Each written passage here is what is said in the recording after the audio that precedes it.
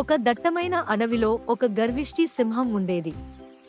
అడవిలో నేనే అందరికంటే బలవంతుడిని అని దానికి చాలా అహంకారం. ఒకరోజు అడవిలో తిరుగుతుండగా దారి మధ్యలో మనుషులు వదిలేసిన ఒక పెద్ద అద్దం కనిపించింది. సింహం అద్దంలోకి తొంగి చూసింది. అందులో తన ప్రతిబింబాన్ని చూసి అడవిలోకి మరో కొత్త సింహం వచ్చిందని భ్రమపడింది. దాన్ని భయపెట్టడానికి పెద్దగా గర్జించింది. అద్దంలోని సింహం కూడా తిరిగి గర్జించడంతో కోపం పట్టలేక అద్దంపై దాడికి దిగింది. గంటల తరబడి అద్దంతో పోరాడి బాగా అలసిపోయి కింద పడిపోయింది. అప్పుడు చెట్టు మీద ఉన్న ఒక తెలివైన గుడ్లగూబ ఇలా చెప్పింది: ఓ సింహరాజా, అందులో ఉన్నది వేరే సింహం కాదు, అది నీ ప్రతిబింబమే. నువ్వు ఇదంతా పోరాడింది నీతోనే.